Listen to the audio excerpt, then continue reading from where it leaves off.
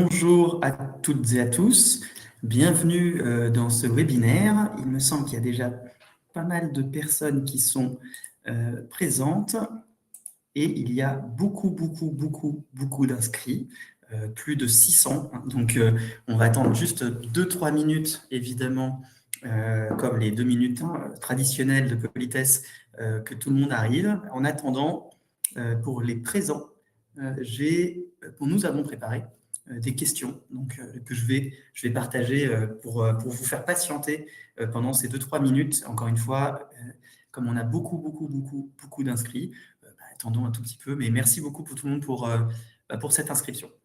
Hop, alors, pour ceux donc, qui sont déjà présents, vous avez normalement dans le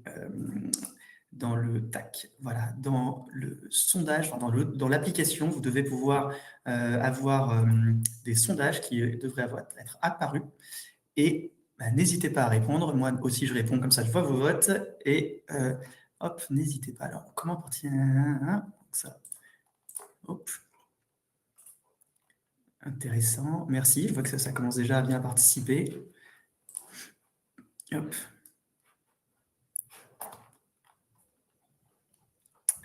Intéressant. Hop. Il y en a un nouveau qui vient d'apparaître. Et oui, il faut patienter un petit peu encore une fois. Est-ce que je vois?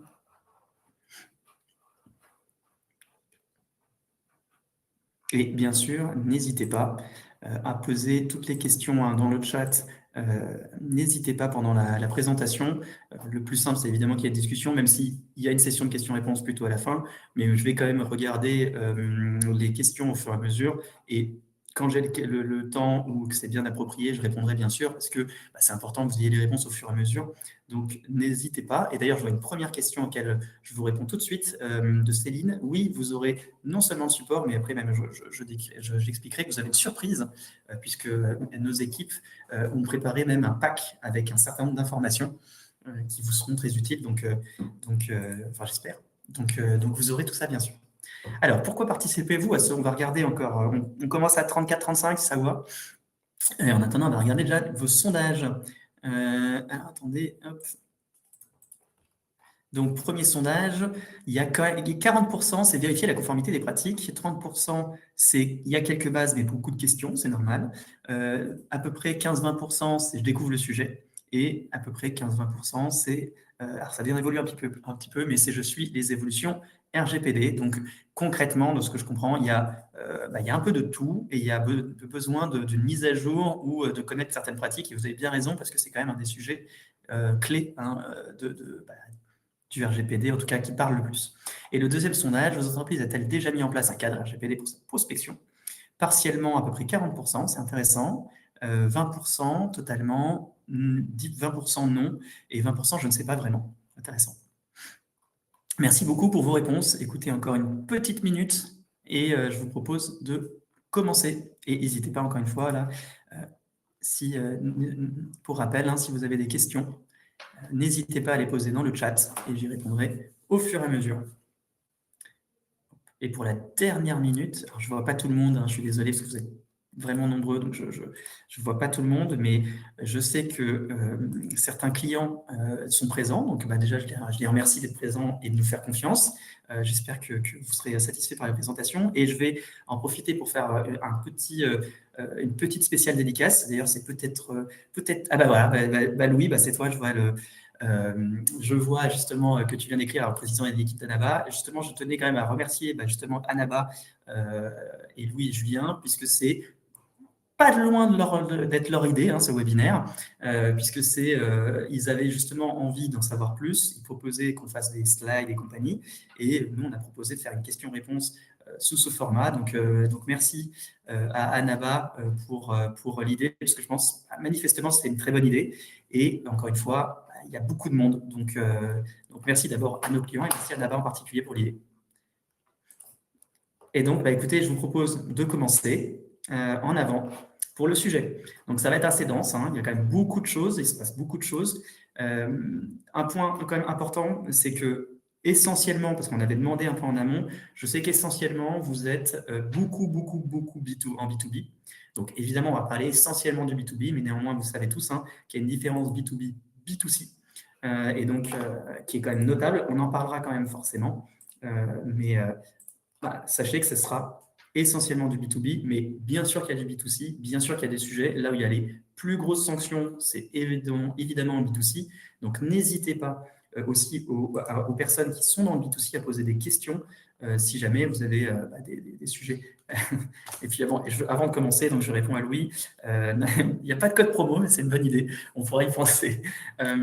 Alors, merci tout le monde. Donc, en avant pour la prospection commerciale. Bon, comme il y a quand même pas mal de gens qui ont quand même une appétence sur le RGPD, je vais aller assez vite sur certaines notions générales. Mais d'ailleurs, voilà de quoi on m'a parlé dans le webinaire. Et vous voyez d'ailleurs qu'à la fin, comme on vous le dit, vous aurez votre kit de prospection conforme avec un certain nombre d'éléments qui vous donneront comme ça des premiers outils. J'espère qu'ils seront pratiques pour vous. Mais donc, l'objectif, c'est de vous expliquer ce qui se passe et ce que vous avez le droit de faire en pratique et comment. Et de ce qu'on voit au quotidien auprès de nos clients, justement, et comment on essaie de les accompagner. Donc, d'abord, vous savez certainement toutes et tous de plus en plus que le RGPD, donc c'est le RGPD. Et oui, Nathalie, on pose toujours la question parce qu'en fait, ça a une importance réelle. Et vous allez voir en prospection pourquoi ça a une importance réelle. C'est que la prospection, enfin, pardon, le RGPD, en fait, c'est un règlement européen. C'est pour ça qu'on dit le RGPD. Concrètement, qu'est-ce que ça veut dire? C'est que c'est une loi presque fédérale, puisqu'elle s'applique de la même manière au sein de toute l'Union européenne. C'est-à-dire que la réglementation en matière de RGPD est la même, de protection des données, est la même en France, en Allemagne, en Belgique, en Roumanie, etc.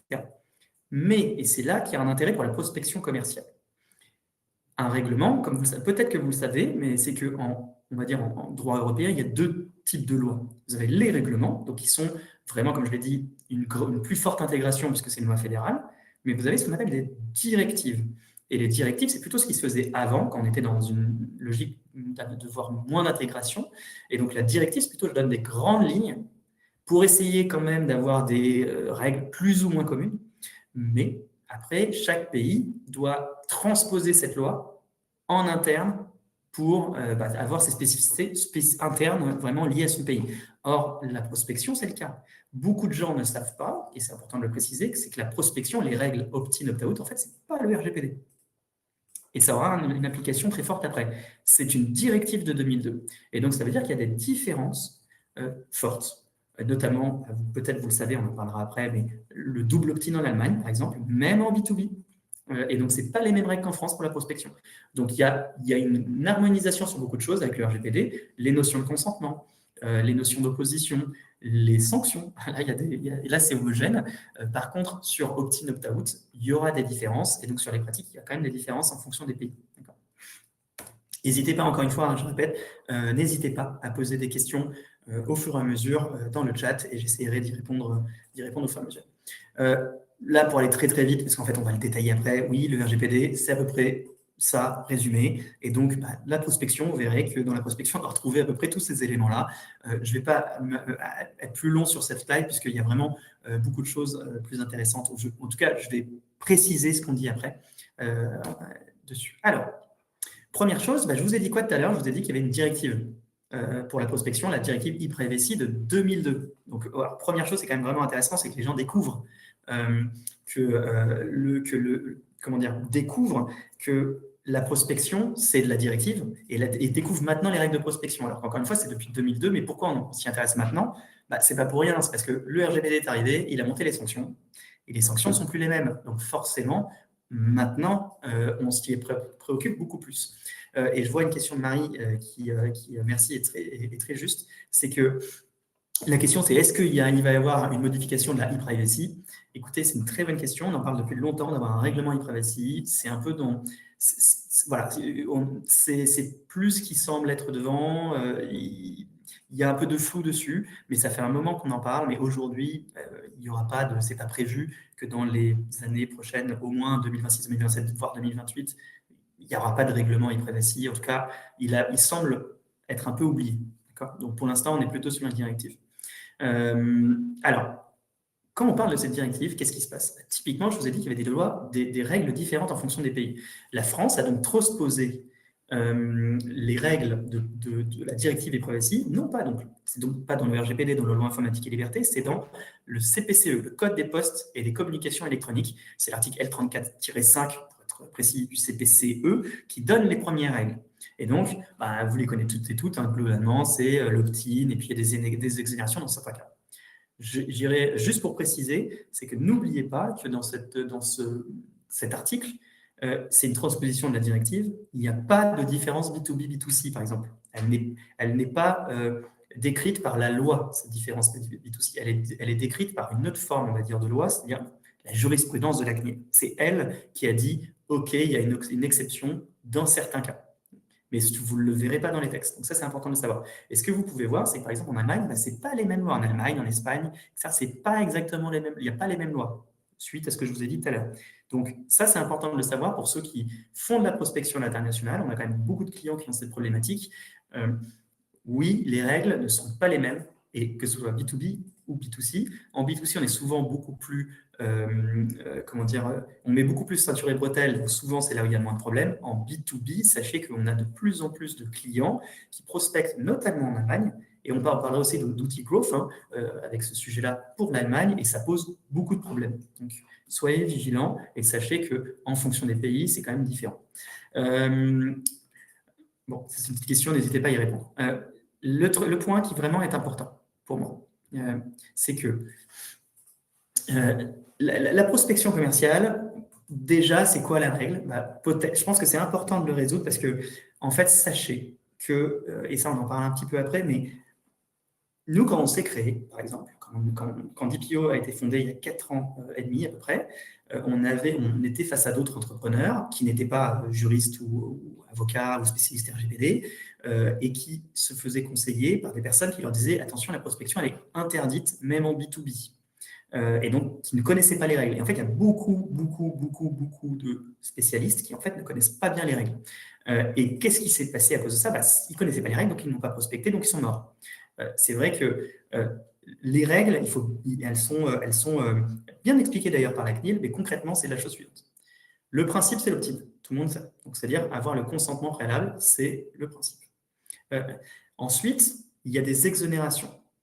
Ces exonérations-là, elles dépendent. Justement, il y a une question d'Elisa, est-ce qu'on va parler surtout B2B ou B2C? Je vais essayer de parler des deux, mais il y a quand même, je crois que 90-95% des gens sont plutôt B2B, donc ce sera plutôt B2B, mais je parlerai nécessairement du B2C, puisque c'est vraiment, très important. Il y a des grosses décisions en B2C qui ont un impact aussi quand même, qu'il faut absolument connaître, donc on en parlera du B2C. Et ce que je disais au tout début, c'est que si vous avez des questions B2C spécifiques, que je n'ai pas traité, n'hésitez pas à poser des questions dans le chat. Évidemment, l'objectif, c'est que je puisse répondre à tout le monde, même si ce sera essentiellement B2B, mais on va essayer de parler des deux. Donc, la règle, c'est l'opt-in, toujours en France, je parle là. En France, opt-in. Donc, c'est-à-dire consentement préalable. Toutefois, il y a des exonérations.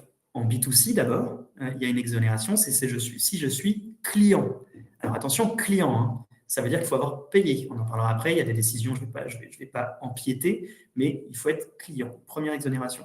Et ensuite, il y a une exonération en B2B, justement. C'est-à-dire que vous voyez ici la base légale, qui est donc la base légale pour le B2B, c'est l'intérêt légitime, ce n'est pas le consentement.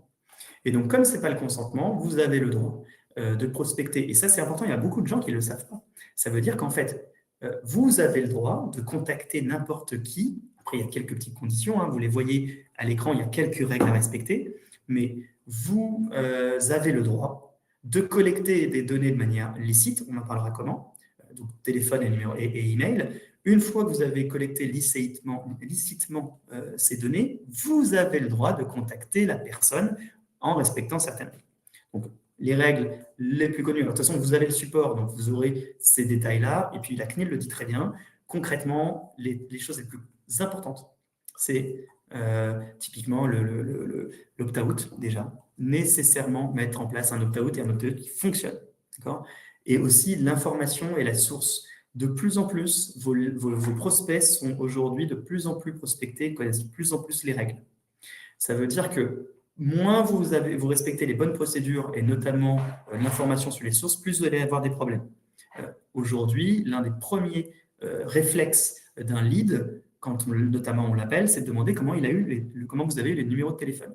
Et sachez que au-delà même du fait que c'est la loi et qu'il faut dire la source et le savoir, sachez que ça a un effet psychologique très fort, hein. On en parlera peut-être un petit peu après, mais typiquement, quand vous appelez par téléphone, si la personne, vous lui dites bah non, j'ai eu soit je ne sais pas comment je les ai eus, soit j'ai eu via LinkedIn, c'est impossible, vous savez qu'il y aura un problème. Je parlerai après, effectivement, Lisa, de ce que c'est qu'une collecte licite, notamment quand je parlais des outils. Donc, effectivement, il faut bien distinguer la collecte qui doit être licite et l'usage qui doit être licite. Il y a vraiment deux choses différentes. Donc, en tout cas, sachez déjà avant la collecte que si vous avez donc bien les données, vous avez le droit de prospecter des personnes, donc B2C, opt-in, sauf si les clients. Sachez juste qu'un point très important, c'est que je suis par exemple un groupe, je sais pas, je sais pas, je vais dire un groupe vestimentaire comme le groupe Beaumanoir, tiens, où il y a Morgane, etc. Si je suis client d'une enseigne, je ne suis pas client de l'autre. Donc ça veut dire que vous ne pouvez pas réutiliser. Il n'y a que la personne à qui vous avez acheté qui a le droit de nouveau prospecter. D'accord. Donc il faut être client et il faut que ce soit le même vendeur et les services équivalents. Ça, il faut en avoir bien conscience. En B2B, vous avez donc le droit de prospecter sans tout ça, à partir du moment où la collecte est illicite et à partir du moment où, par contre, vous respectez toujours un opt-out, vous ciblez bien une personne qui est le ou le bon destinataire, puisque typiquement, l'une des obligations, mais en fait, vous les respectez sans même le savoir, mais c'est qu'évidemment, vous vendez, je ne sais pas, un outil SIRH, vous n'allez pas aller voir un artisan qui est tout seul. Ça n'a pas de sens. Ce sera la mauvaise cible et vous n'avez pas le droit de le faire. Mais bon, ça, ce n'est pas vraiment ce que les gens font. Je le disais un petit peu tout à l'heure, et donc ça, vraiment, c'est quelque chose de très vrai et qu'on voit depuis le début. Je vous disais, encore une fois, nous, on a un client, on a un ancien collègue qui n'existe plus aujourd'hui parce qu'on lui disait, et même des experts RGPD lui disaient, tu n'as pas le droit de prospecter en B2B. Donc, ne connaissant pas les règles, il s'est restreint, il est mort. Parce qu'on ne va pas se mentir, si vous êtes tous là et aussi nombreux, c'est parce que la prospection, c'est le nerf de la guerre. Hein, évidemment, si on ne prospecte pas, c'est quand même plus dur d'avoir des clients. D'accord. Donc, sachez qu'effectivement, il y a beaucoup de freins qui vont bloquer, vous avez des exemples là, et qui posent problème. Donc, sachez que c'est le RGPD, je le dis souvent, et ça, il y a beaucoup de gens qui n'en ont pas conscience, ça n'interdit pas, ça encadre. Donc, on a le droit de faire beaucoup de prospection en réalité, par contre, ça encadre. Alors, n'hésitez pas aussi à me dire donc, dans le chat, et d'ailleurs, je pense qu'il y a le sondage, je vois que ça a été répondu, je vais regarder les réponses de précédentes questions. N'hésitez pas d'entendre s'il y a des questions à les poser. À ceux où vous ne pouvez prospecter en B2B 100%. Intéressant.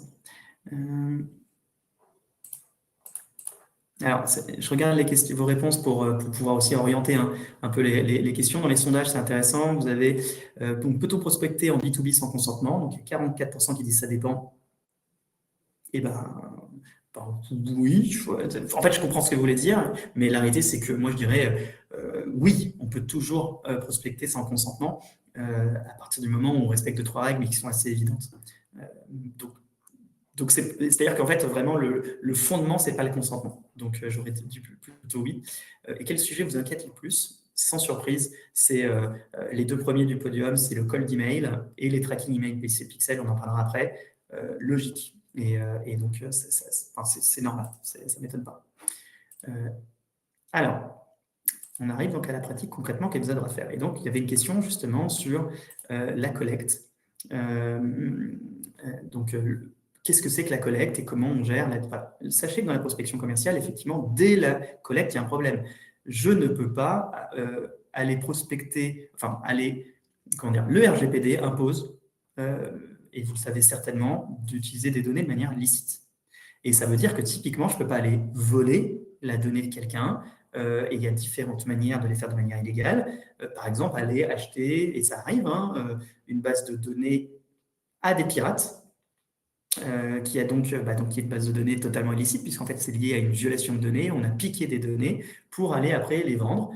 Ça, on n'a évidemment pas le droit de le faire. Ça paraît évident, mais pour certains, ça n'est pas forcément. Ça, c'est le premier point. Mais il y a d'autres choses. Je vais un peu empiéter sur un slide d'après, mais vous avez certainement entendu parler de Casper. pour les numéros de téléphone. C'est une société qui permet d'obtenir les numéros de téléphone. Or, Casper a été condamné à plus de 200 000 euros. Pourquoi? Parce que justement, la collecte était illicite. Qu'est-ce qu'ils faisaient? En fait, ils allaient ils faisaient ce qu'on appelle le scrapping. Alors, le scrapping n'est pas, contrairement à une idée reçue, ce n'est pas forcément interdit. Hein. D'accord? Le scrapping, ça veut dire juste que vous allez récupérer un certain nombre d'infos numériquement au lieu de le faire à la main. D'accord? Je vais sur une liste, au lieu d'écrire les mots à la main, j'utilise un outil qui le fait à ma place. Le problème, c'est que j'ai le droit de le faire que dans ce qui m'est autorisé à voir et à utiliser. Et donc, ce qui se passait avec Casper, c'est qu'ils allaient dans le code de LinkedIn pour obtenir les numéros de téléphone vous concernant, qui est utilisé uniquement par LinkedIn pour gérer le compte. Et donc, vous, par exemple, sur LinkedIn, vous avez l'occasion de dire « je veux que mon numéro de téléphone ne soit pas divulgué ou pas ». Et donc, en fait, les gens qui ne souhaitaient pas divulguer leur numéro de téléphone, si vous allez dans le code source, vous pouvez trouver le numéro de téléphone, par exemple. Sauf que c'est totalement illégal. Ils faisaient ça. Donc, d'abord, vous devez vous assurer que la collecte, elle est licite. Vous n'avez pas le droit d'utiliser des données volées, par exemple. Une fois que c'est le cas, il faut distinguer donc avec l'utilisation, j'en ai parlé tout à l'heure. C'est-à-dire que c'est très bien, une fois qu'elles sont licites, est-ce que j'ai le droit de les utiliser? On en revient à l'aspect opt-in, opt-out, mais il n'y a pas que ça. Enfin, il n'y a pas que ça, pardon. C'est plutôt que il y a l'aspect B2B, B2C, il y a les règles dont on a parlé, très bien. Mais sachez, je reviens avec, par exemple, les différences entre États. Aujourd'hui, on a de plus en plus de structures, de clients, on accompagne beaucoup de clients growth. Et là, il y a beaucoup de clients dont leurs prospects ou clients sont aujourd'hui des structures qui veulent prospecter en Allemagne. Et donc, la question, c'est, OK, toi, tu me permets d'obtenir les données de manière légale, et d'ailleurs, elles sont légales. Par contre, est-ce que j'ai le droit, en fait, de les utiliser? Et en Allemagne, vu qu'il y a un opt-in aussi en B2B, ça veut dire que, oui, j'ai obtenu la donnée de manière légale, mais je n'ai pas le droit de contacter la personne. Donc, en fait, ça ne sert à rien. Et donc, typiquement, les outils growth dans ces pays-là, ils sont en fait pas autorisés. Donc voilà. Alors, je vois juste qu'il y a 2-3 questions. Je propose de les traiter et après, je continue. Alors, Agathe, je peux passer. Comment s'assure-t-on que des sociétés comme Apollo n'achètent pas des bases à des données pirates? Merci pour la question. Effectivement, donc ça, on va en parler un petit peu après, de toute façon sur les outils. Mais oui, vous devez vous assurer de la légalité des outils growth et on parlera après plus concrètement des outils growth. Vraiment, j'en parlerai un petit peu après parce que c'est un sujet très important. Et sur la collecte, il y a un vrai sujet.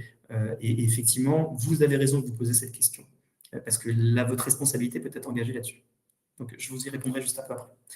Il y a une autre question. Est-il possible de contacter sur la base de l'intérêt légitime des contacts de base de données d'une autre entité, d'un même groupe en B2B? Très intéressant. Merci vous aussi pour la question. Là, je vais répondre tout de suite. En fait, on en parlait tout à l'heure avec des membres de l'équipe. Là, pour le coup, c'est oui et non. Et en fait, la nuance, elle est très bizarre, vous allez voir. C'est-à-dire que l'intérêt légitime, effectivement, c'est la base légale.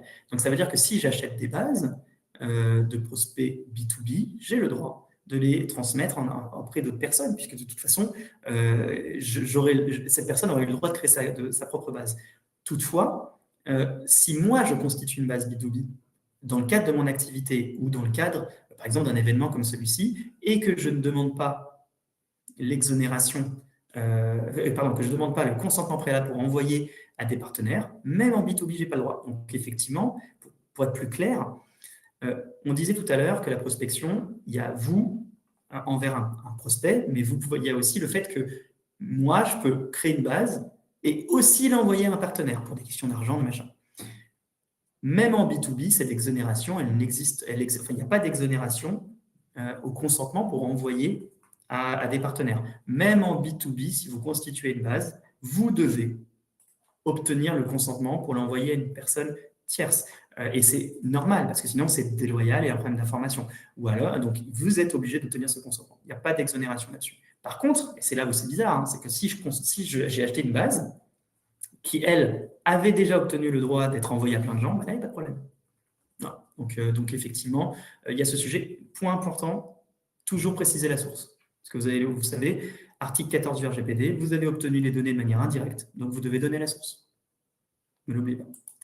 Euh, alors, je vais passer à la slide suivante. Il y a encore plusieurs questions. Ça vous va, je reviendrai dessus. Et après, je reviendrai sur les questions. Alors, donc voilà, effectivement, j'avais un petit peu empiété sur cette slide, mais là, vous avez effectivement les informations donc, par rapport à la collecte. Et ce qui est intéressant, c'est que vous avez plusieurs moyens de collecter, hein. Il y a des moyens légaux et il y a des moyens moins légaux. La manière de collecter de manière légale, B2B, B2C, hein, il y a évidemment faire des événements. Typiquement, ce qu'on fait aujourd'hui, évidemment, nous sommes en B2B, hein, donc en B2B, j'obtiens vos données dans le cadre de ce webinaire. Sachez qu'il y a de grandes probabilités que certains membres de mes équipes vous contactent, bien évidemment. Donc ça, c'est provisoire. Mais attention B2B, parce que je précise, il y a eu quand même une sanction en B2C, ça ne marche pas. Il y a eu une sanction majeure, hein, il n'y a pas si longtemps, pour 900 000 € pour avoir fait ça en B2C. C'est-à-dire qu'en B2C, il y a les décisions accords, mais on en parlera. Pardon, j'empiète, j'en dis ça. Donc, sachez qu'il y a évidemment les événements que vous pouvez mettre en place. D'accord ? Après, toujours informer, respecter toutes les règles de transparence, hein, pour que ça soit légal, les opt-in, les opt-out. Mais en tout cas, vous avez déjà vos événements à vous qui vous permettent de créer des bases de données vides. Il n'y a même pas de débat là-dessus. Là où il y a par moment plus de problématiques, c'est vraiment, on a beaucoup de questions, par exemple, sur LinkedIn. Est-ce que j'ai le droit de scraper sur LinkedIn? Est-ce que j'ai le droit d'utiliser ces données, etc. Alors, oui, comme je l'ai dit tout à l'heure, on a le droit d'aller scraper sur LinkedIn. On a le droit d'aller sur LinkedIn et d'utiliser les données visibles. Donc, s'il y a le numéro de téléphone ou un email sur LinkedIn, ça arrive, vous avez le droit de l'utiliser, il n'y a pas de problème. Par contre, vous n'avez pas le droit de scraper des données, je l'ai dit tout à l'heure, hein, qui sont masquées et illégales. Ça, c'est interdit, c'est Casper. Bon, première chose. Vous pouvez passer par des outils après Growth. Typiquement Apollo, donc vous en parliez tout à l'heure. Les outils Growth, il y en a plusieurs, ils ne travaillent pas tous de la même manière, ils ont des différences un peu, etc. Tous ne donnent pas forcément un numéro de téléphone aussi. Il est important d'avoir conscience de deux choses. Sur les emails, il y a zéro sujet. Sur les emails, c'est assez facile d'obtenir des emails de manière légale, pour une raison simple, c'est que comment ça marche globalement, c'est que, par exemple, moi, Raphaël Buchard, et je travaille à DPO, vous allez mettre dans votre CRM Raphaël Buchard, enfin dans l'outil Growth, Raphaël Buchard, DPO, et ça va faire des tests, ça va faire raphaël@dpo.com, raphaël.buchard@dpo.com, etc. Ça va tester un certain nombre de choses que vous auriez pu faire vous-même à la main, hein, avec email. Et en fait, vous envoyez imaginons, vous faites ça, vous envoyez un email et vous allez savoir s'il y a des retours négatifs. Pour être tout à fait transparent, moi, j'avais fait mon stage d'avocat PPI, pour ceux que ça parle, je l'ai fait à la Commission européenne et je l'ai fait comme ça. Je n'avais pas les contacts des gens. À l'époque, je ne suis même pas sûr que des outils Growth existaient, je ne savais pas que ça existait. Je suis allé voir les personnes, j'ai fait nom, prénom, machin, et ça m'a permis d'envoyer aux décideurs et donc de passer ça. Donc c'est le même principe. Donc là-dessus, il n'y a pas de débat. Là où c'est plus compliqué, c'est sur le numéro de téléphone. Ça ne sert à rien de se mentir. Le numéro de téléphone, sachez, et la CNIL le sait, hein, donc tout le monde le sait. Le numéro de téléphone, il y en a des très conformes, parce qu'on peut les obtenir via Google My Business, via des événements comme celui-ci. Donc, il y a possibilité de les avoir de manière légale, hein.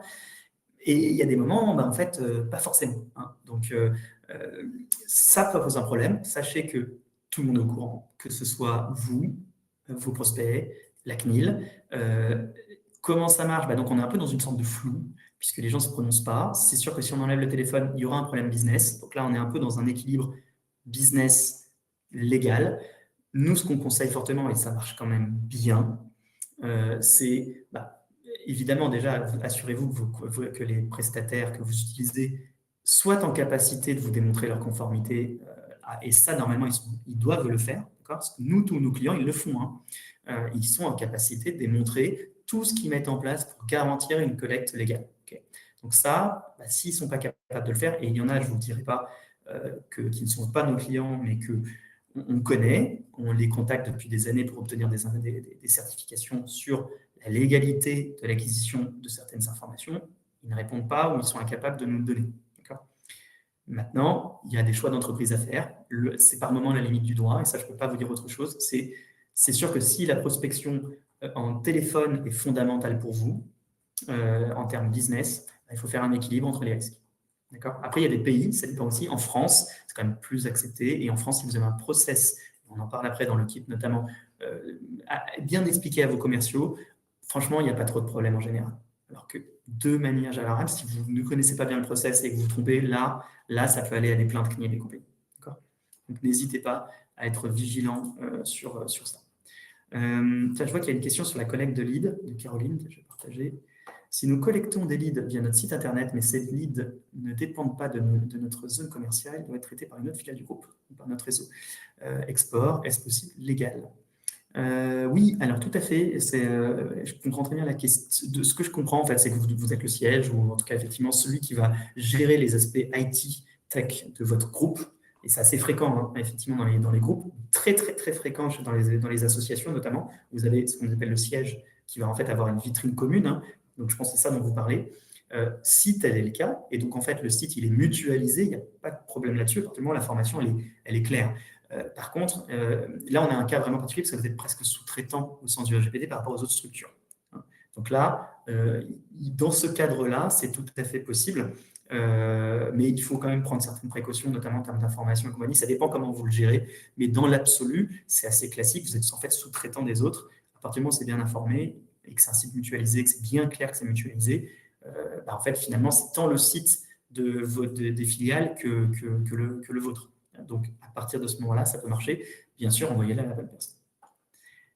Je vais prendre une autre question. Oui, il y a une question qui est importante, c'est que je n'ai pas précisé ce que c'est que l'opt-in, opt-out. Hein.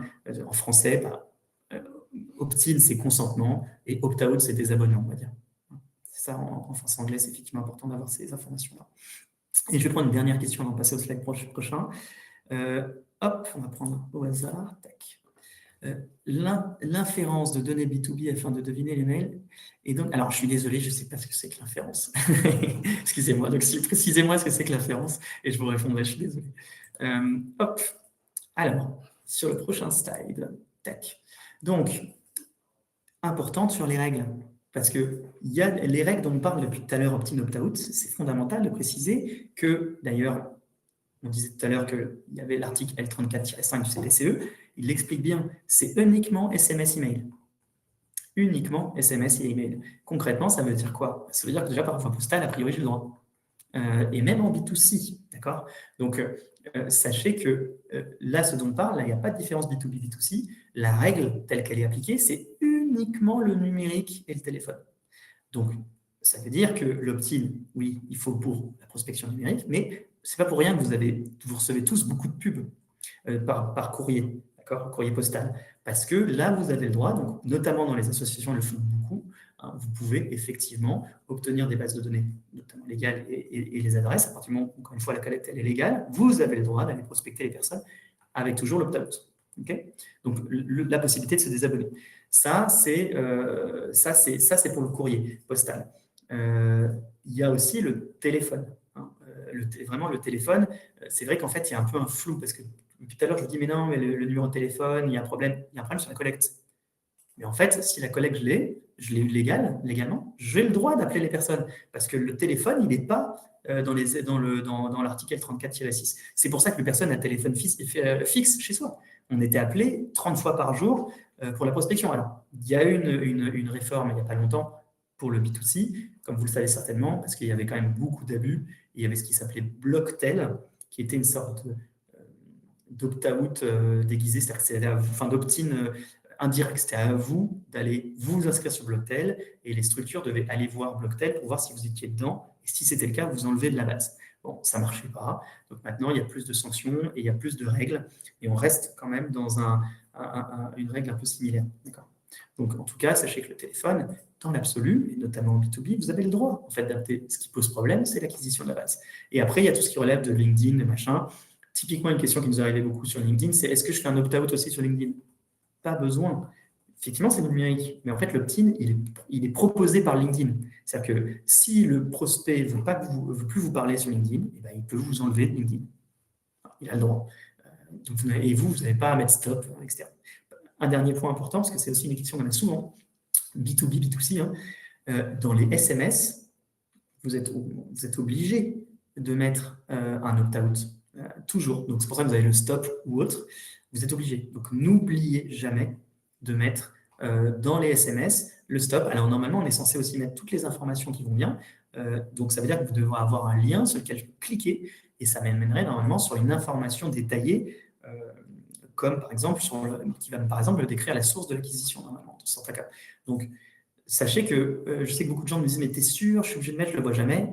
Ben, si, il faut mettre, pour être conforme, il faut mettre l'opt-out et au moins un lien d'information pour en savoir plus. Petite précision, parce que ça, tout le monde ne le sait pas forcément. Donc, justement, opt-out, c'est-à-dire désabonnement.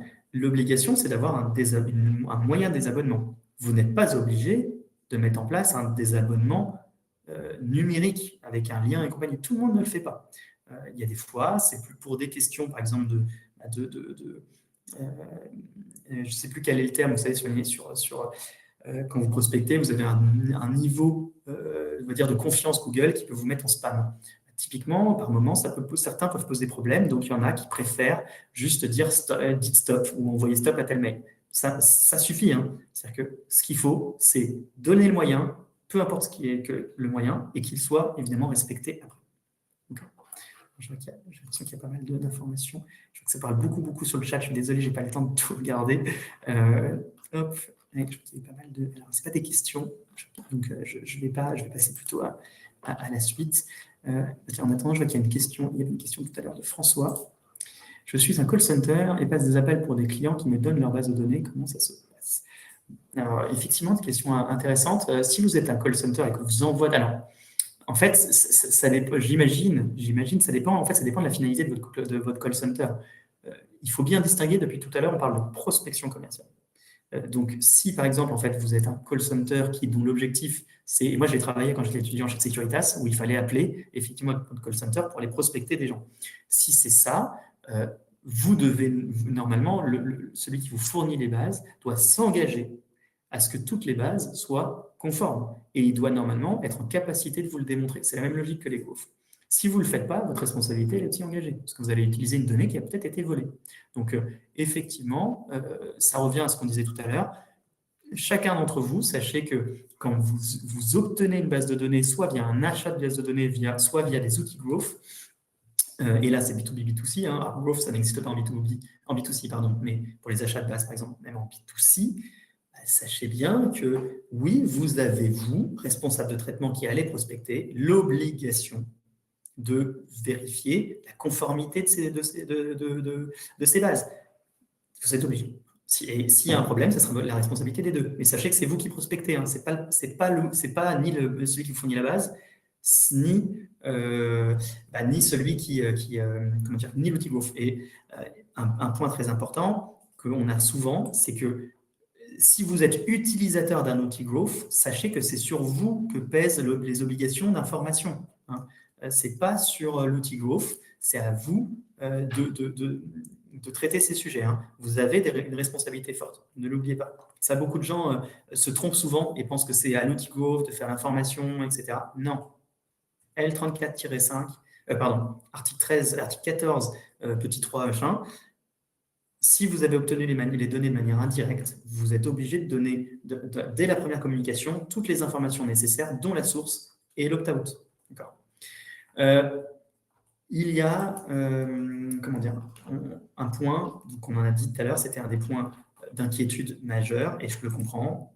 Vous êtes nombreux et beaucoup de nos clients nous en parlent aujourd'hui. Ce n'est pas de la prospection pure, c'est plutôt du market, mais il y a un enjeu très fort. C'est les pixels dans les emails.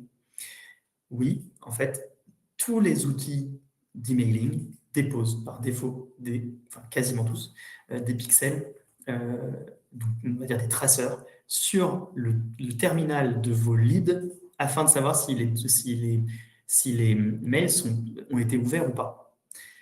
Et bien, en fait, c'est évidemment interdit. Vous connaissez la règle des cookies, c'est le consentement préalable. Or, le consentement préalable, là, il n'y a pas d'exonération pour tout ce qui relève du marketing. Vous devez donc obtenir un consentement préalable. L'essentiel du temps, on ne le sait même pas qu'il y a des pixels. Hein, c'est juste que l'outil que j'utilise n'est pas conforme, en fait.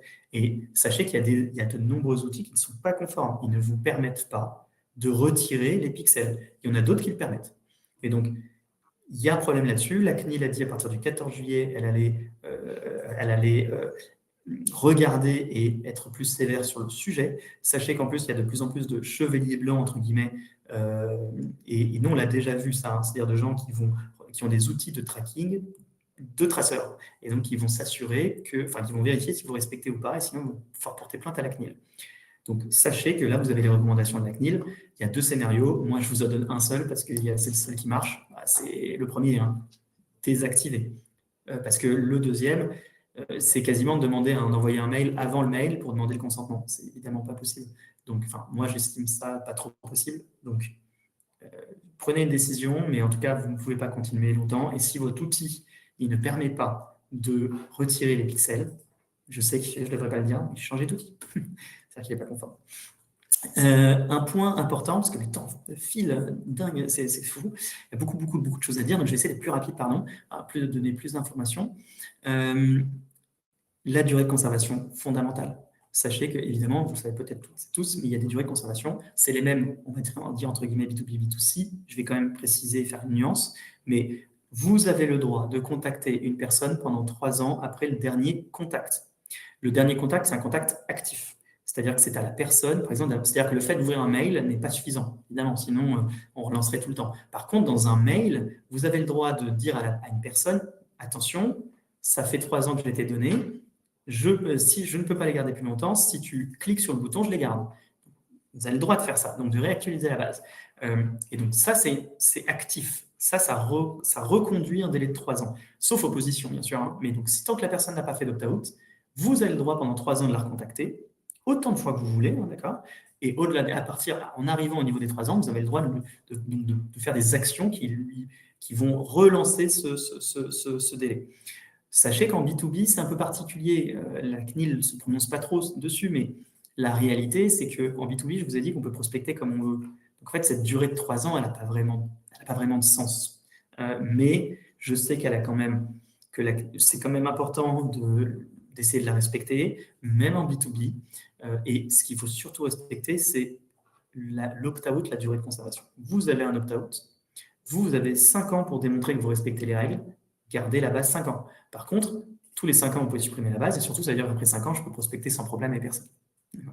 Donc, sachez-le, ça c'est important. Okay. Je vois qu'il y a quelques questions. Alors, par exemple, il y a... merci encore pour vos questions. Donc, il y a Clara qui pose la question, comment demander le consentement à un lead sans lui envoyer un mail et si on ne dispose pas d'outils Pixel pour lui envoyer des... ouais, c'est ce que je vous disais. C'est ce n'est en fait pas possible. Hein, il y a un problème de fond. Comme je vous le dis, la CNIL dit limite envoyer un mail avant. En tout cas, elle dit demander le consentement préalable avant. Mais en fait, ce n'est possible quasiment que soit on envoie. En fait, je vois 3 options. Mais il faut que votre outil le permette. Première option, et je pense que ça arrivera, hein, ils ne vont pas avoir le choix de se mettre en conformité. La première, c'est que, il y a 4 options. La première, c'est que vous faites rien. Enfin, vous coupez.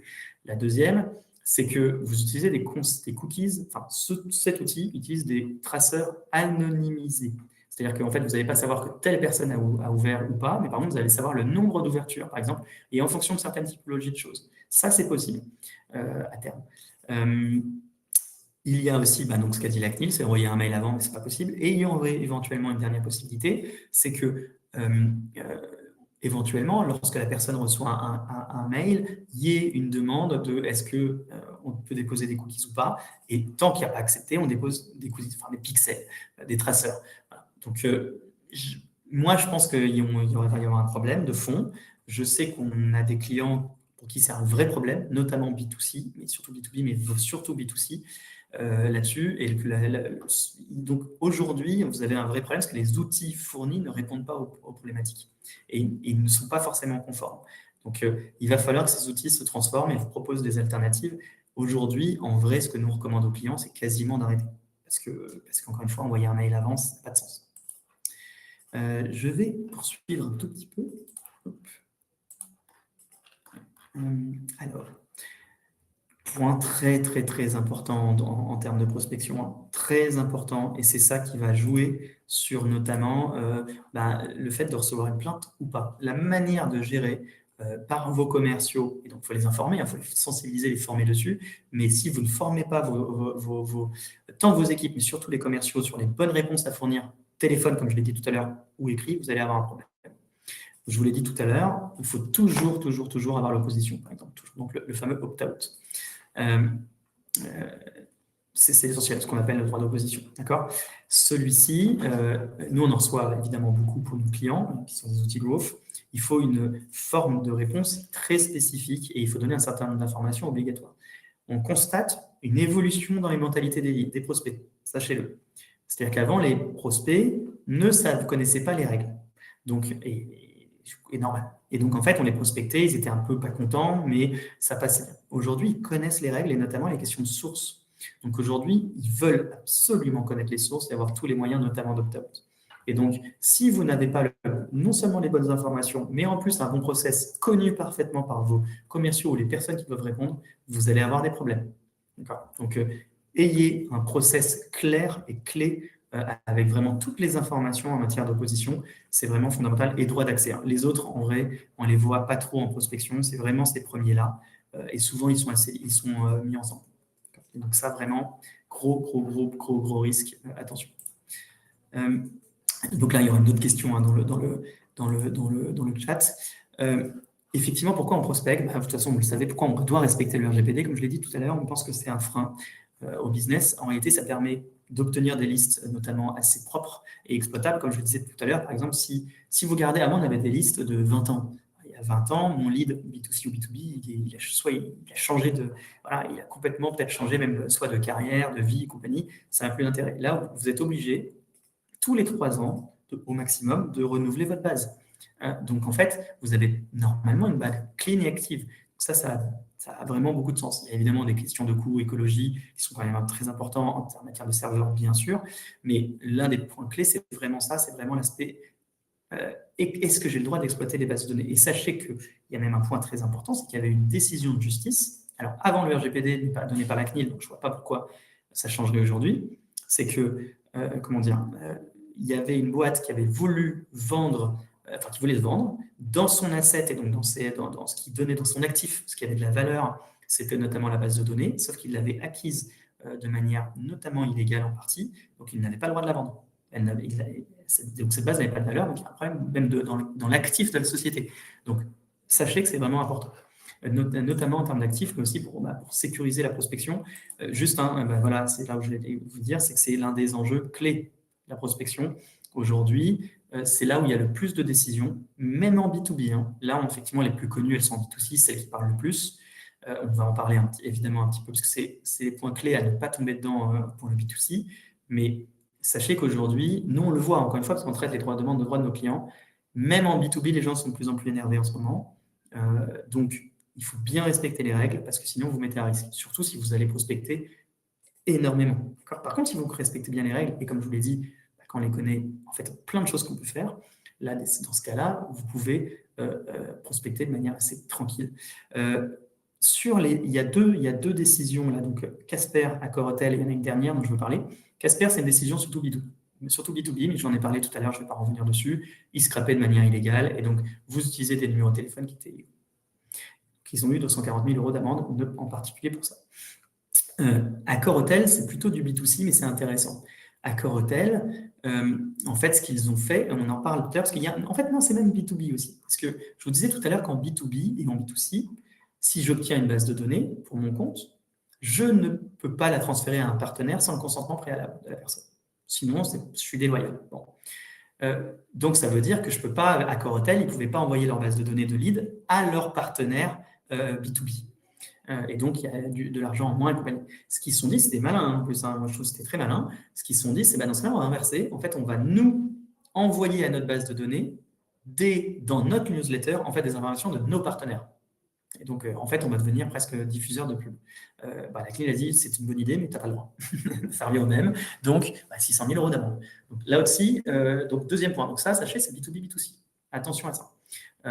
Et il y a un dernier point, c'est Solocal. Solocal qui a eu 900 000 € d'amende. Et là, c'est pour une raison différente. C'est qu'ils ont utilisé un jeu concours afin d'obtenir des données. En B2B, j'ai le droit de les utiliser, mais en B2C, là, on en vient à une décision qui est maintenant connue, on ne parle pas là, qui s'appelle la décision Nestor. Et en fait, c'est que ce que dit la CNIL, c'est que vous n'avez pas, en B2C, vous n'avez le droit de prospecter l'exonération d'opt-in ne s'applique qu'aux clients. Et c'est quoi un client? C'est celui qui paye. Donc ça veut dire que si je ne suis pas client, mais j'ai participé à des jeux concours, des machins, vous n'avez pas le droit de me prospecter, sauf si je lui ai donné mon accord. Et Nestor, c'est pareil. Hein. Nestor, ce qu'il faisait, c'était un peu la même logique. Et d'ailleurs, Nestor, c'est beaucoup plus petite boîte, mais il n'existe quasiment plus depuis. C'est qu'en fait, c'est qu'ils considéraient que si tu étais inscrit, mais que tu n'avais pas payé, mais tu t'es inscrit sur un site où l'inscription est gratuite, eux, ils disaient, et c'est pareil, c'était pas idiot, ils disaient, tu entres chez moi avec des règles, en fait, tu es dans le côté client parce que tu allais regarder les étalages, même si tu n'as pas acheté tes clients, donc je vais te prospecter, je vais bénéficier de cette exonération. La CNIL a dit non, tu n'es client que si tu as acheté, et le seul fait d'être inscrit ne suffit pas, et pareil, je trouve que la CNIL en fait a raison, pour une raison simple, c'est que si vous regardez en physique, c'est comme si vous entriez dans un magasin, vous avez le droit d'entrer, n'importe lequel, je sais pas, Carrefour, vous entrez et vous ressortez, vous n'avez rien acheté, ça nous est tous arrivé, je ne suis pas client, je suis juste allé regarder si je l'ai acheté quelque chose. Là, c'est pareil. Donc, il faut, voilà un peu les décisions importantes sur le sujet. Ce que je vous propose, parce qu'il y a plusieurs questions, c'est que je finis juste les slides, j'en ai pour 2 minutes encore, et voilà, c'est fini, après je réponds aux questions. Là, donc, de toute façon, comme vous le savez, vous avez un certain nombre, un kit de prospection qui a été faite, et je les remercie par nos équipes marketing, avec plein de choses. Donc, je vous laisserai, de toute façon, vous allez recevoir le tout, donc je ne vais pas insister dessus, mais vous allez tout recevoir et vous aurez toutes les informations avec tout ça que vous pouvez télécharger. C'est cadeau, c'est pour vous remercier d'être présent. Et juste avant d'aller sur la session de questions-réponses, je vais quand même vous parler un peu de DPO rapidement. Évidemment, donc DPO, pour votre information, aujourd'hui, on est l'un des principaux DPO externalisés de France. On a près de 600 clients récurrents. Donc, nous, c'est en tant que DPO externalisé.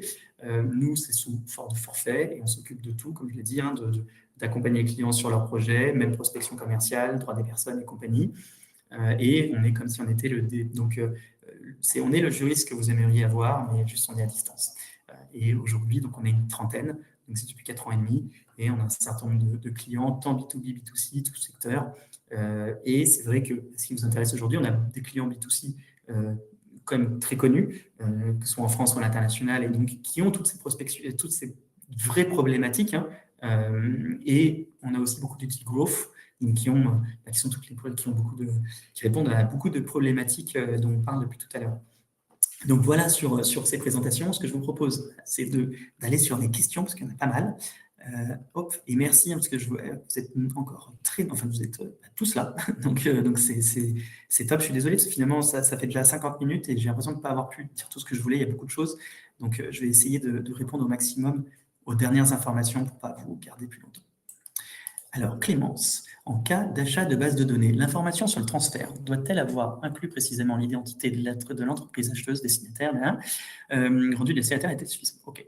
J'aime beaucoup cette question. C'est une question, je pense, de juriste, et c'est bien parce que c'est une question effectivement qui joue sur les mots et c'est top. Parce qu'effectivement, le RGPD parle beaucoup de catégories de partenaires. Donc, la logique devrait pouvoir se dire ça devrait être effectivement des catégories de partenaires. Donc, c'est très juste. Toutefois, en réalité, ce n'est plus suffisant et en fait, la réalité, surtout pour le growth, c'est d'obtenir l'identité de celui qui peut fournir les bases pour une raison simple. C'est que sinon, le lead ne peut pas aller au bout des choses et ne peut pas, lui, totalement se désinscrire parce qu'en fait, vous avez beaucoup d'outils growth et même la majorité, il y a beaucoup d'intuits du personnel. Je ne sais pas si elles le font de manière volontaire ou pas, mais pour se désinscrire, vous êtes obligé d'être la personne qui a été prospectée. Donc, si on ne vous dit pas la source qui peut après lui faire les actions, en fait, de toute façon, en pratique, il ne pourra pas respecter, enfin, vous ne le mettrez pas dans une situation de pouvoir faire son droit d'opposition. Donc, rien que déjà par la pratique, c'est de toute façon rendu obligatoire. Et c'est vrai que nous, forcément, avec nos outils growth, on a des discussions avec la CNIL sur ces sujets. Et clairement, la CNIL vous le dit, donnez l'information, donnez la source.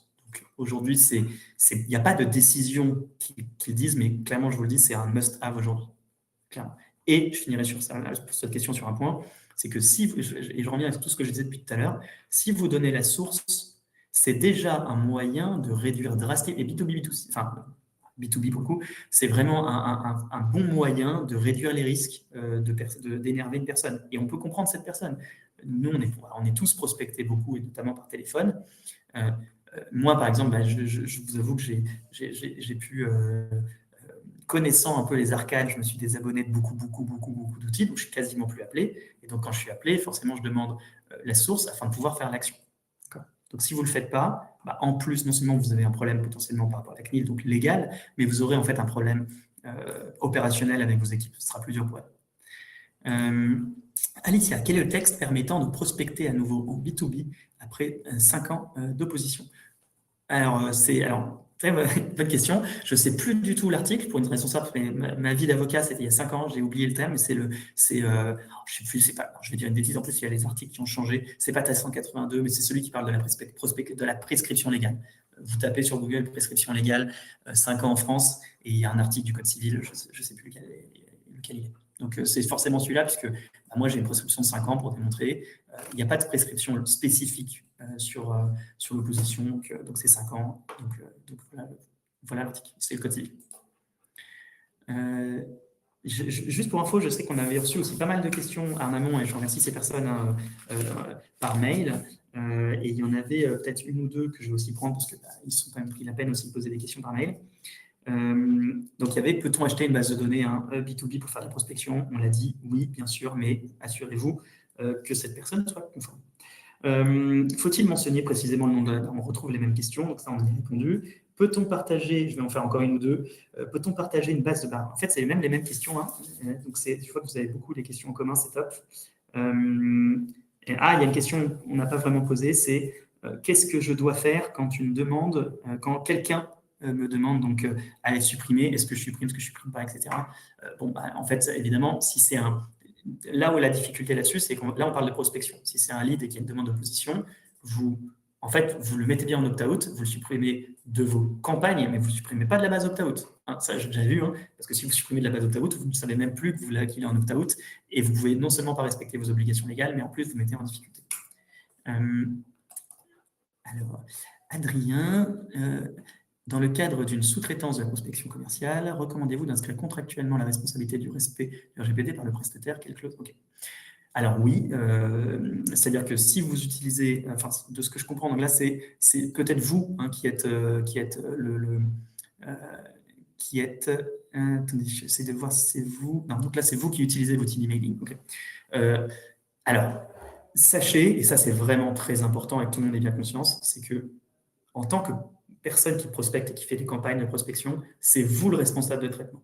Concrètement, ça veut dire quoi? C'est à vous de contrôler les prestataires. Donc, dès que vous avez un outil d'emailing ou un outil de marketing automation, il faut effectivement l'auditer et il y a des questions qu'il faut poser. Et typiquement, les questions à poser, c'est par exemple, on parle des pixels tout à l'heure. Est-ce que vous déposez des pixels? Et ils ont l'obligation de vous répondre. Après, s'ils vous mentent, ça, c'est autre chose. Mais donc, pour répondre concrètement à votre question, 1, audit, et 2, oui, vous avez raison, il faut aussi que contractuellement, on puisse s'occuper de cette responsabilité, mais les deux sont en lien. C'est-à-dire que si vous vous limitez à mettre une clause disant c'est toi qui es responsable de tout, et puis moi, j'ai rien à faire en tant que responsable de traitement, et soit tu m'as menti, soit c'était OK, ça ne marche pas parce que vous avez, et ça c'est le RGPD qui le dit, une obligation d'auditer en amont. Donc, encore une fois, les deux sont complémentaires. Donc, il faut poser un certain nombre de questions précises. Et encore une fois, typiquement l'emailing, n'hésitez pas à poser la question. Je sais qu'il y en a qui s'ils ne vous répondent pas, parce que ça répondra, et s'ils ne vous répondent pas, c'est qu'il y a un problème. Vous le savez déjà. Et si c'est le cas, la question c'est qu'est-ce que je fais? Parce que c'est très compliqué de changer. Hein. Les outils, c'est quand même pas simple de changer d'outils de marketing automation. Donc, il faut voir si lui, il est en capacité de s'engager pour se mettre en conformité, et dans ce cas-là, on peut envisager de le conserver s'il fait bien les actions. Sinon, il faut prévoir une stratégie de changement sur les prochains mois. Une précision là-dessus, la CNIL elle-même sait très bien que rien n'est simple. Hein. Donc, elle sait très bien que changer de prestataire, c'est pas simple. Donc, si vous mettez 2 ans, elle sera pas contente. Si ça peut prendre plusieurs mois, c'est pas grave. À partir du moment où c'est prévu et structurellement identifié et que le chantier est amorcé, ça prendra le temps que ça prendra. Si vous le voulez bien, vous êtes encore tous là, je vous remercie, c'est top. Peut-être, il me reste 3-4. Est-ce que ça vous va si je déborde de quelques minutes ou c'est embêtant pour vous? Vous pouvez me dire dans le... je vois que et juste pour Marie, webinaire oui B2C, bah, écoutez, franchement, ça peut être une bonne idée. Donc, effectivement, là, je suis navré, c'était plutôt B2B par rapport au public. Néanmoins, B2C, il y a plein de sujets. Donc, avec grand plaisir, si ça vous a plu, pour faire un B2C, je pense qu'on sera ravis. Alors, bah, je vois que tout le monde il y a beaucoup de gens qui sont prêts pour rester encore quelques minutes. Donc, je réponds aux quelques questions. Merci tout le monde pour vos questions, encore une fois. C'est top. Alors, il y en a plein de questions. Alors, je ne pourrais pas toutes les faire, je suis désolé. Mais, hop, alors...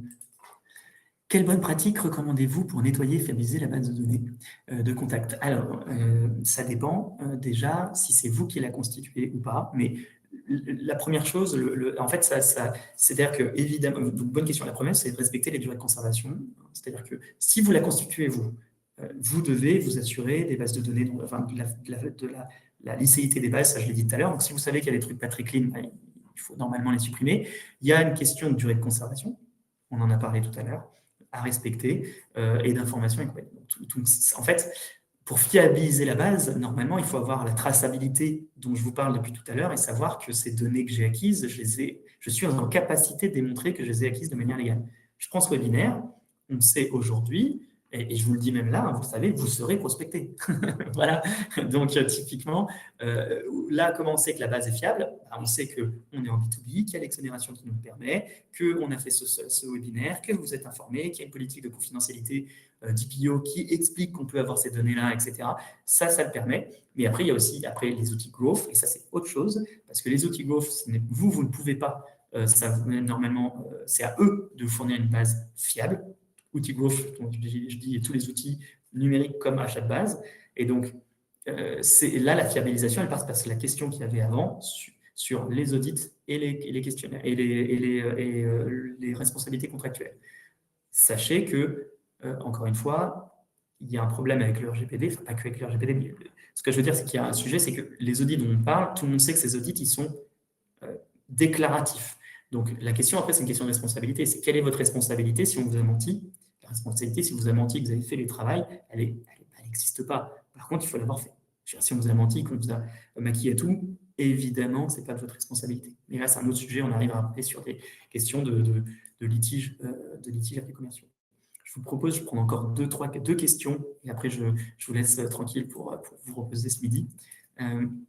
Comment considérer des clients qui ont acheté il y a plus de 5 ans, toujours dans notre base? Certains contacts sont actifs, d'autres non. Merci pour la question. Effectivement, ça dépend. Alors, je ne sais pas si vous avez un service qui est basé, et de ce que je pense comprendre, ça doit être un outil, ou en tout cas, on s'abonne, ou il y a une récurrence en tout cas. Donc, tant que je suis client d'un service avec une récurrence, j'ai le droit de conserver la donnée, vous avez raison, de l'utiliser aussi longtemps que j'aurai la personne. Donc, par exemple, nous, imaginons nos clients, typiquement nos clients, tant qu'ils sont clients chez nous, et si demain j'ai un nouveau service que je veux leur vendre, j'ai le droit de les prospecter aussi longtemps qu'ils sont clients chez moi. Par contre, lorsqu'ils ne sont plus clients, c'est 5 ans, et c'est pareil en B2C, hein, d'accord? Et là, c'est la même règle. Après, comment dire, si ils partent, là, j'ai un délai de 3 ans où je peux continuer à les prospecter en l'état. D'accord. Tac. Encore deux, je vous propose, et après je vous laisse tranquille. Donc, quels sont les éléments à vérifier pour s'assurer que l'achat du mot de passe, ça j'en ai parlé tout à l'heure, hein, comme j'ai dit, n'hésitez pas à auditer et surtout poser les questions qui vous tracassent. Hein. Pixel, licéité de la base, comment ils obtiennent les numéros de téléphone, comment ils obtiennent les bases de données, les emails, est-ce qu'ils sont capables de tracer. N'hésitez pas à poser, en sachant que, sachez que pour les growth, et ça c'est le cas de 100% des growth, enfin quasiment, c'est difficile pour le téléphone, on l'a dit tout à l'heure, je ne reviens pas dessus, et tout le monde est au courant, encore une fois, la CNIL et compagnie, il y a un peu de laisser faire. J'en prends donc encore deux, et je vous laisse tranquille. Si un prospect a ouvert son compte professionnel et accroché son accord SMS et email, mais qu'il n'est pas encore acheté, est-ce que cela reste conforme? Effectivement, vous avez raison, vous avez le droit, et vous avez tout à fait le droit, B2B, B2C, hein, de mettre des cases à cocher en amont. Parce que effectivement, si je suis, par exemple, là je parle de B2C, et je suis un magasin en ligne, je peux donc me connecter librement. Évidemment, comme je l'ai dit, tant que je suis pas décision Nestor, tant que je ne suis pas client, je n'ai pas le droit de prospecter. Et vous avez le droit, vous, en amont, de demander avec des cases à cocher si la personne accepte des conformes. D'accord? Pour le compte professionnel, c'est un peu différent, parce que le compte professionnel, n'oubliez pas que je suis en B2B, donc j'ai le droit de les prospecter comme je veux, dès lors que je respecte les conditions dont j'ai parlé tout à l'heure. C'est juste que ce soit le bon lead, que je l'informe et que je donne ma source et que je mette l'opt-out. Mais donc, oui, vous avez tout à fait le droit, d'autant plus que c'est du B2B, mais en B2C, c'est encore plus vrai. Et vous avez le droit de rajouter plein de trucs. Juste pour le B2C, je le précise, panier oublié. Vous avez le droit d'envoyer des mails pour les paniers oubliés. Et j'en prends une dernière. Hop. Tac. Je prends nos cliffs. Hop. Je crois que... hop, ça va être sur les pixels, la dernière. Quand on envoie une newsletter, les pixels sont interdits aussi parce que ce n'est pas de la prospection directe, tout le monde s'y est inscrit, vous avez tout à fait raison. Toutefois, et c'est là où c'est tricky, c'est qu'en fait, il ne faut pas confondre effectivement les deux choses. Il ne faut pas confondre l'inscription à la newsletter qui est licite, qui permet d'envoyer l'inscription, ou le fait que la personne est en B2B, donc j'ai le droit de la prospecter, ou que c'est B2C, mais c'est exonération, j'ai parlé de ses clients. Il faut distinguer de ça d'un cookies. En fait, c'est deux fondements, c'est deux finalités différentes. Vous avez une finalité qui est le fait d'envoyer une newsletter à des fins de prospection. Et vous avez une finalité qui est le dépôt de cookies afin de savoir si ces mails sont ouverts, ce qui n'est pas la même chose. Et en fait, sur ces deux finalités, vous avez donc deux fondements légaux qui peuvent être différents. Et donc, si moi, je suis sur une newsletter de manière légale, ça ne veut pas dire que vous avez le droit de déposer des cookies sans mon consentement. Tout simplement. Parce que, en fait, juste pour vraiment bien avoir conscience de ce que c'est qu'un traceur, c'est comme si vous allez dans un magasin, on vous met une puce et vous ne le savez pas, et en fait, on trace là où partout ce que vous faites. Évidemment, c'est quand même pas la même chose que aller s'inscrire sur, par exemple, un formulaire en ligne pour avoir de la newsletter. Donc, sachez que les deux sont différents, il faut vraiment les distinguer. Écoutez, il est 36, moi j'avoue que je pourrais continuer des heures, mais je ne veux pas vous embêter plus. Je vois que déjà vous êtes restés nombreux et effectivement vous devez maintenant tous aller déjeuner. Je vous remercie beaucoup et écoutez, merci encore pour la participation, merci à nos clients d'être passés, merci à Napa, merci à l'équipe marketing qui a organisé tout ça. Et écoutez, merci pour la proposition aussi pour un B2C, ça sera avec grand plaisir d'en faire un. Donc j'espère pour certains bientôt avec un B2C et passez une très bonne journée. Au revoir.